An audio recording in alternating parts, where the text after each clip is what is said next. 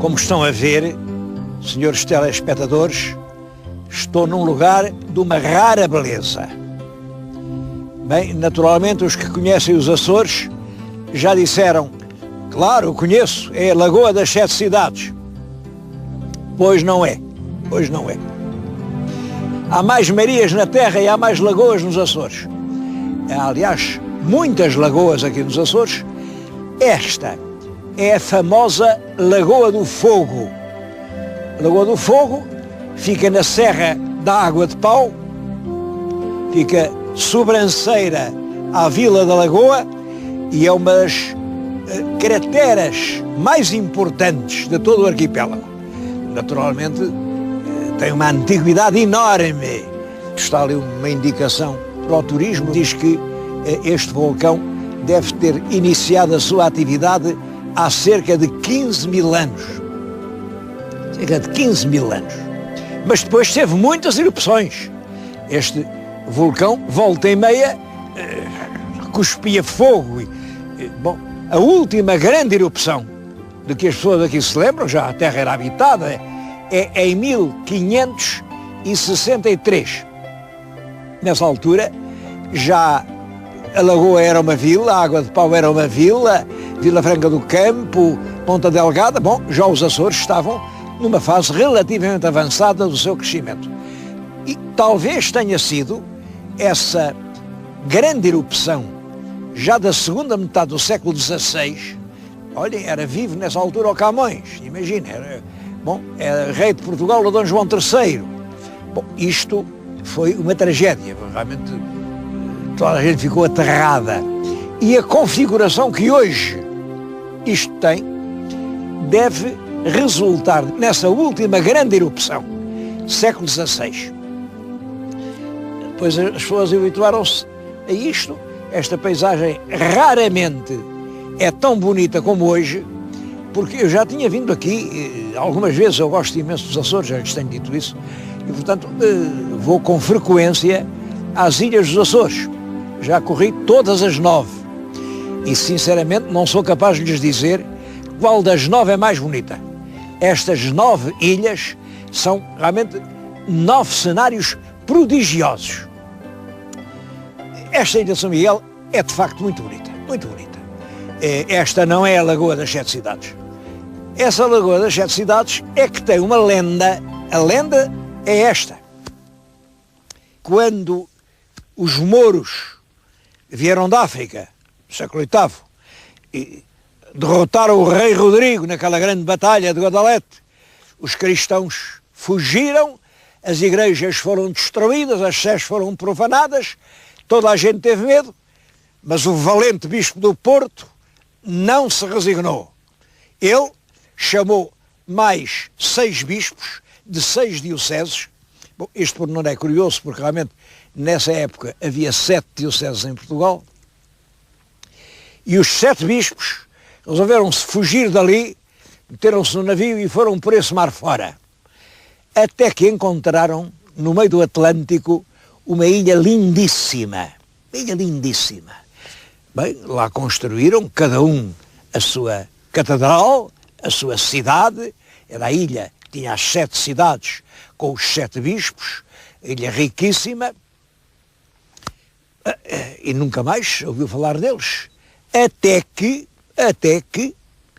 um navio de um português mais atrevido meteu-se por esse mar e foi dar à Ilha das Sete Cidades.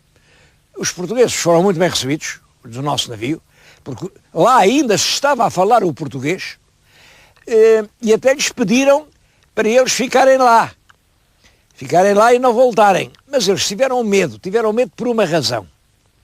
É que lhes disseram que os primeiros que tinham para lá ido, para não saírem dali para fora, lhes queimaram os barcos. É claro, e ninguém pode sair dos Açores se não tiver um barco. Agora vai de avião.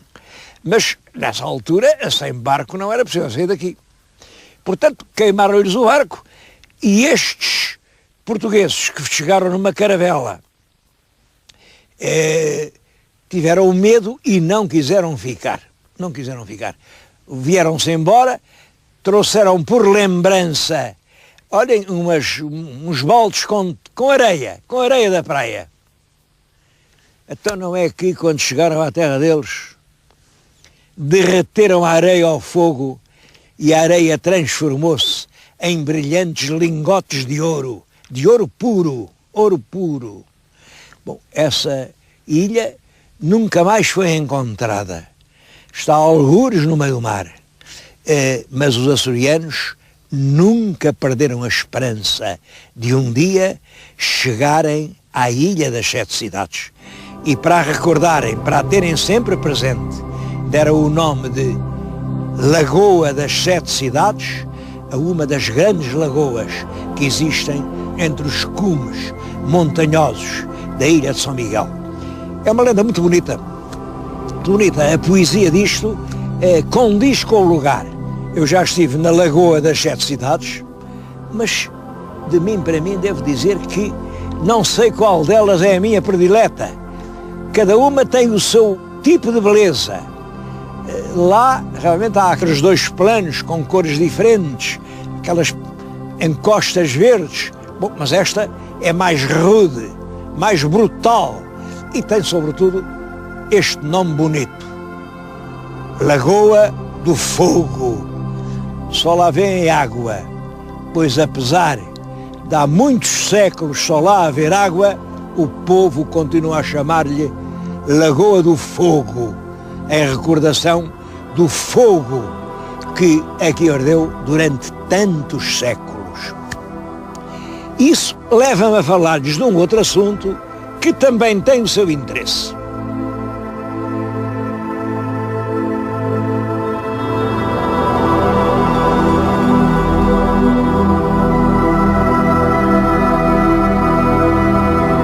Quando foram descobertos os Açores e quem é que os descobriu?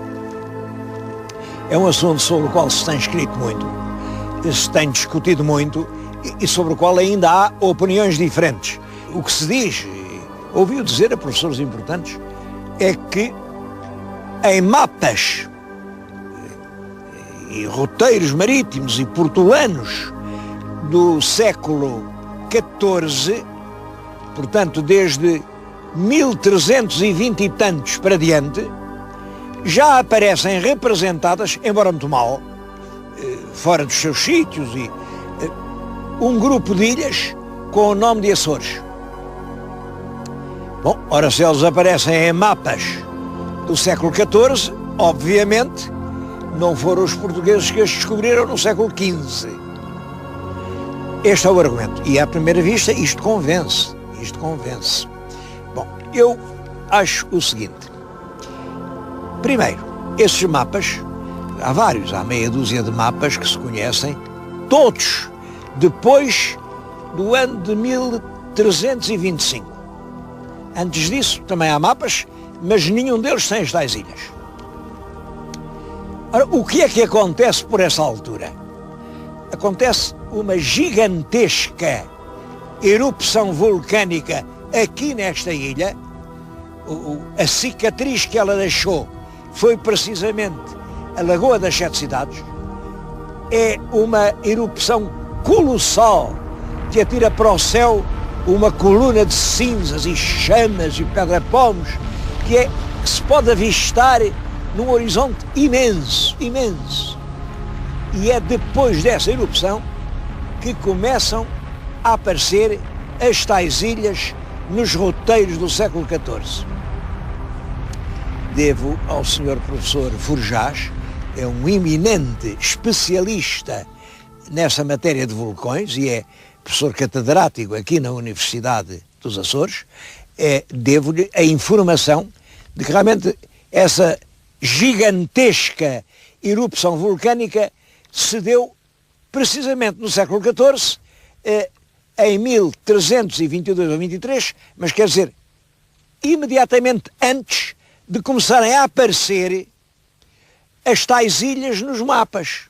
Bom, isto significa uma coisa. Foram as erupções, enfim, essa visibilidade a muitas milhas de distância que levaram os navegadores a pensar: diabo, se ali há fumo, não há fogo sem fogo e não há fogo sem ilha. E começaram a aproximar-se e a ver realmente ao longe, umas ilhas. Bom, e também isto me leva a dizer uma coisa. Uma ilha vista ao longe, muito ao longe, reparem, é sempre azul, é azul. A distância torna as coisas azuis. Eram vistas tão de longe que lhes chamavam azuis. Azuis que na linguagem do Aragão, dos catalães, dos maiorquinos, se dizia Azor. Portanto, eram ilhas Azores. É claro, em história há sempre um grande lugar para a lenda. Para a lenda. Qualquer coisa que aconteça, passado alguns anos, é completamente transformada. Estou-lhes a dizer isto porque eu conheço factos que se passaram na minha vida, em que eu tomei parte e que hoje vejo contados de uma maneira completamente diferente. Não vou dar exemplos porque não quero magoar ninguém, mas posso-lhes garantir isto. O tempo transforma as coisas de uma forma espantosa. Quando os portugueses chegaram aqui, estas ilhas já tinham o nome de Açores. Em língua portuguesa, Açor é uma ave de rapina, que aliás se chama Açor, porque tem no peito uma plumagem azul, portanto, Açores quer dizer azuis, mas essa ave de rapina é uma ave que se leva aqui no braço e que serve para a caça de altanaria. O grande desporto da nobreza na Idade Média é a caça. Na Idade Média não há nem automóveis, nem corridas, nem futebol, nem turismo, mas os senhores, enfim, o desporto nobre, a maneira nobre e digna de passar o tempo é na caça. E há dois tipos de caça.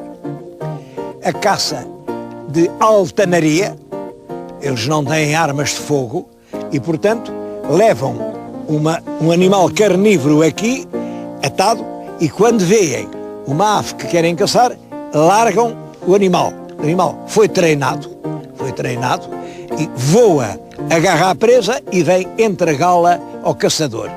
Isto é que se chamava a caça de altanaria.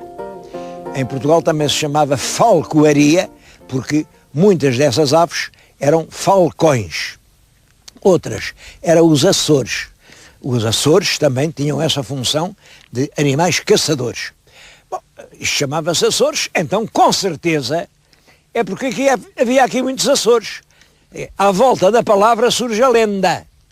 Bom, mas a verdade é que aqui não há Açor nenhum. Em nenhuma das 9 ilhas, na sua fauna, nunca apareceu um único Açor. Portanto, aqui não havia Açores. Podemos ter a certeza disso. E também podemos ter a certeza que os navegantes que no século XIV avistavam ilhas azuis ao longe, diziam que eram ilhas Açores. Daí a minha teoria de que os Açores têm esse nome, dado pelos navegadores que nunca lá desembarcaram. E não desembarcaram porque tinham medo. Medo porquê? Medo porquê? Também é curioso falar nisso.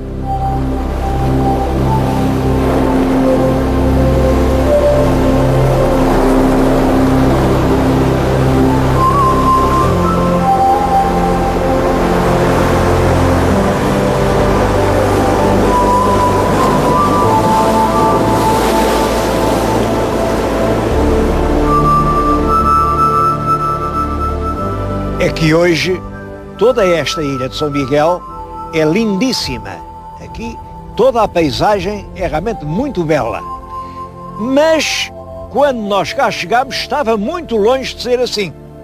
Vou-lhes ler uma descrição que vem na relação de Diogo Gomes, que é um dos primeiros homens que visitaram esta ilha. Aí, fala da ilha de São Miguel, há um grande monte cheio de fogo que de verão aparece como um carvão em brasa e no inverno mostra uma grande fumaceira. Há também, numa grande planície, terra que parece cinza e está sempre em fervura, e tudo o que se lança a esta terra se consome imediatamente.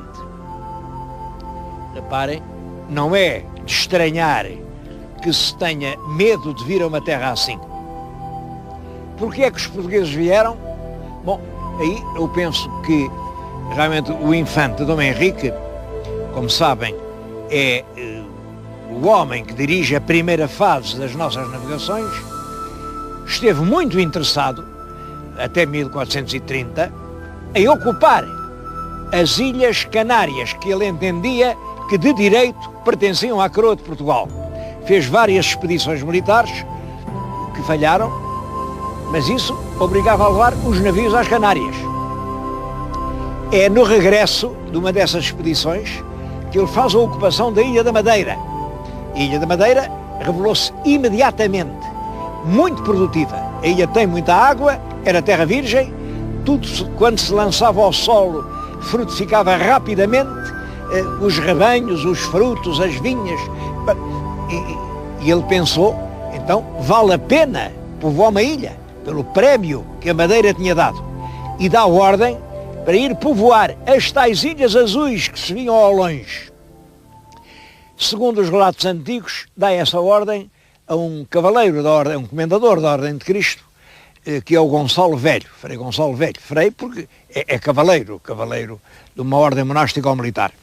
E Gonçalo Velho vem povoar realmente as ilhas. Primeiro Santa Maria, logo a seguir aqui São Miguel, e creio que todas elas, exceto lá as do grupo mais ocidental, as Flores e o Corvo, que só aparecem mais tarde.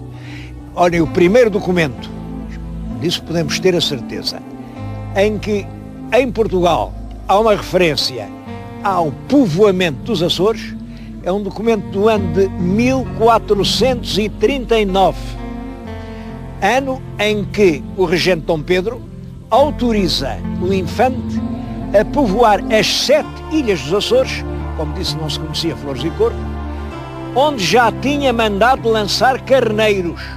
Ele mandou lançar carneiros num sítio, aqui ainda hoje se chama Porto dos Carneiros. E realmente, algum tempo depois viu que os carneiros estavam vivos, provavelmente até se teriam multiplicado, e portanto pensou as ilhas tinham condições para aqui se viver.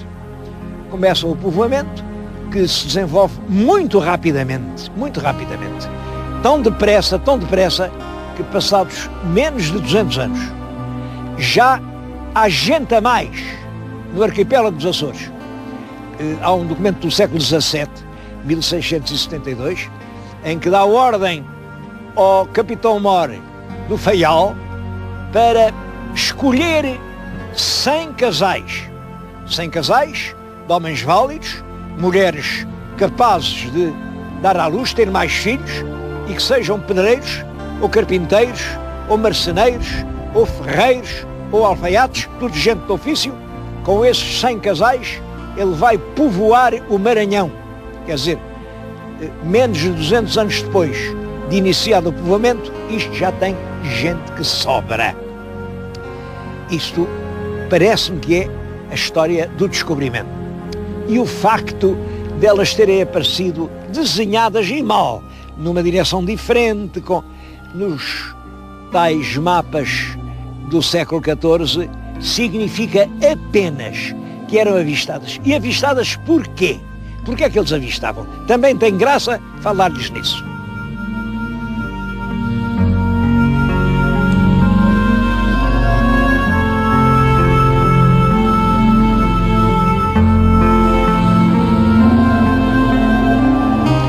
É que as pessoas julgam que antes dos descobrimentos estes mares eram completamente desertos.